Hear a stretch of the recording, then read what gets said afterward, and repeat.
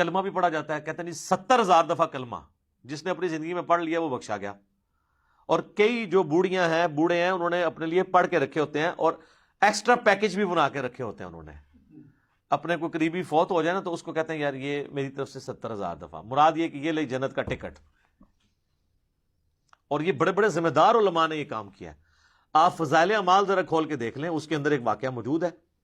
نبی الاسلام کی وفات سے آلموسٹ 650 سال کے بعد کا یہ واقعہ ہے, کیونکہ وہ شیخ قرطبی جو ہیں وہ ان کا ٹائم پیریڈ یہی بنتا ہے. وہ کہتے ہیں جی شیخ قرطبی کا بیان ہے. شیخ قرطبی کو بھی بیچارے کو نہیں پتا ہوگا, اس کی طرف ایک منسوب ہے. شیخ زکریا کاندھلی فضائل اعمال میں لکھتے ہیں کہ انہوں نے نا وہ ایک ایسے نوجوان سے ملے کہ جسے کشف ہو جایا کرتا تھا کہ کون جنت میں ہے اور کون جہنم میں. اللہ اکبر. صحابہ کو نہیں ہوتا تھا. آپ حدیث سن چکے ہیں بخاری مسلم کی کہ وہ نبی الاسلام کی برکت سے وہ جو 2 قبر والوں کے اوپر جو ٹہنی کی وجہ سے عذاب کی تخفیف ہوئی, صحابہ کو نہیں پتا چلا کہ اس کے اندر کیا ہو رہا ہے. حضور نہیں بتایا. بلکہ مسلم شریف میں تو الفاظ ہیں آگے کہ میں نے ارادہ کیا کہ میں اللہ سے دعا کروں کہ تمہیں عذاب قبر سنوا دے, لیکن پھر مجھے ڈر ہوا کہ تم اپنے مردوں کو دفنانا چھوڑ دو گے. تو صحابہ نے تو سنا بھی نہیں, دیکھنا تو بڑی دور کی بات ہے. بخاری اور مسلم دونوں میں حدیث ہے. ایک مدعم نامی غلام تھا حضور کا جو آپ کے سواری کا کجاوا کسا کرتا تھا. غزوہ خیبر کے موقع پر ایک نامعلوم تیر لگا اور وہ شہید ہو گیا. صحابہ نے کہا یہ تو سیدھا جنتی ہے, حضور کا خدمت گزار ہے. ظاہر ہے جی ہم بھی ہوں تو یہی کہیں. آپ فرمایا تم جنت کی بشارت دے رہے ہو. اس نے مال غنیمت سے ایک چادر چوری کی تھی, اللہ نے مجھے دکھایا وہ آگ کی بنا کے اس پہ ڈال دی گئی ہے. اب باقی اصحاب میں سے اگر کسی نے ایک رسی بھی چھوٹی سی یہ سمجھ کے اٹھائی کہ مال غنیمت میں اس کی کیا ویٹیج ہے اور گھر لے گیا تھا, فوراً گھروں کو باغے لا کے حضور کے پاس جمع کروائی کہ بھئی یہ آپ ہوتے تو آپ کہتے جو کچھ بھی ہیں تیرے محبوب کی امت سے ہیں. تو محبوب کے ساتھ جو ڈائریکٹلی اٹیچ بندہ ہے اس کو اس نسبت نے کام نہیں دیا جب اس نے کام غلط کیا ہے. کیونکہ محبوب کے ساتھ تو آپ کی رشتہ داری ہو سکتی ہے, اللہ کا کوئی رشتہ دار نہیں ہے سر. اللہ کے ساتھ کسی کی رشتہ داری نہیں ہے. تو آپ جو مرضی لوگوں کے بارے میں فیصلہ کریں. وہ شیخ قرطبی کہتے ہیں کہ جی اس نے نوجوان نے چیخ ماری, اس نے کہا میری ماں کو جہنم کی جانب لے کے جا رہے ہیں فرشتے. تو وہ شیخ کہتے ہیں کہ میں نے دل میں ارادہ کیا کہ میں نے یہ سنا ہے کہ جو 70,000 دفعہ کلمہ پڑھ لے اس کی مغفرت ہو جاتی ہے. تو کہتے ہیں میں نے اس کی تصدیق کرنی تھی کہ یہ جو کہتے ہیں نا آواز آئی, پتہ نہیں یہ آواز ٹھیک آئی ہوئی ہے کہ غلط, قرآن حدیث میں تو کہیں نہیں ہے.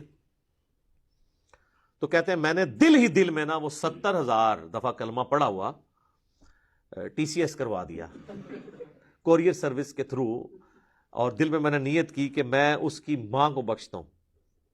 کہتے ہیں تھوڑی دیر بعد وہ نوجوان مسکرانا شروع ہو گیا کہ وہ 70,000 دفعہ کلمہ اس سے پہنچ گیا ہے, اس کی وجہ سے اس کے لیے جنت کا فیصلہ ہو گیا.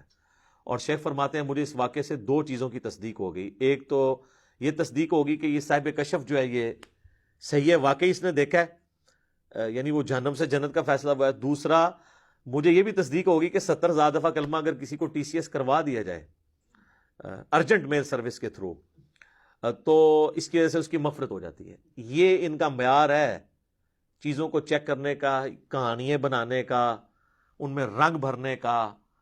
تو سر جب آپ لوگوں کو یہ چیز بتائیں گے تو لوگ تسبیح پہ لا الہ الا اللہ کلمہ ہی پڑھیں گے نا, پھر قرآن تو نہیں ترجمے سے پڑھیں گے. اتنی ٹینشن لینے کی کیا ضرورت ہے کہ قرآن ترجمے سے پڑھو پھر اس پہ عمل کرو پھر اس کی تبلیغ کرو. اس کی بجائے چپ کر کے 70,000 دفعہ کلمہ پڑھ لو, دیٹس آل. اور آپ پڑھ لو اور سب کی طرف سے ایک دفعہ پڑھ لو, عیاشی کی زندگی گزارو. کس غیر محسوس طریقے سے انہوں نے امت کا جنازہ نکالا ہے. اسی کی آپ باقیات آپ دیکھ لیں, پھر لے کے بیٹھے ہوتے ہیں گٹلیوں پہ. وہ کہتے ہیں 1.25 دفعہ آیت کریمہ, 1.25 دفعہ جناب کلمہ, اور پھر باقاعدہ جب دعا ہو رہی ہوتی ہے تو اس میں بتایا جاتا ہے کہ اتنے قرآن اتنا کلمہ. اچھا جی, اور پھر یہ بتایا جاتا ہے جی تیسرا کلمہ اتنی دفعہ. تیسرا کلمہ زیادہ سے آتا ہے نا, پہلا کلمہ اتنی دفعہ, درود شریف اتنی دفعہ.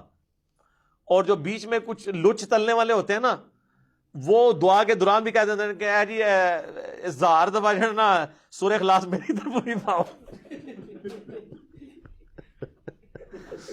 کیونکہ انہوں نے پڑھا ہے یا نہیں ہے. بال وہ انہوں نے کرنا اس لیے ہوتا ہے کہ مطلب وہ جو لواحقین ہیں ان کو پتہ چل جائے کہ اس نے بھی لچ طلب ہے. اور بعض اوقات تو پوری لسٹ بن کے آتی ہے نا, اس میں نام بھی پڑھے جاتے ہیں کہ اس نے یہ کیا, اس نے یہ کیا, اس نے یہ کیا.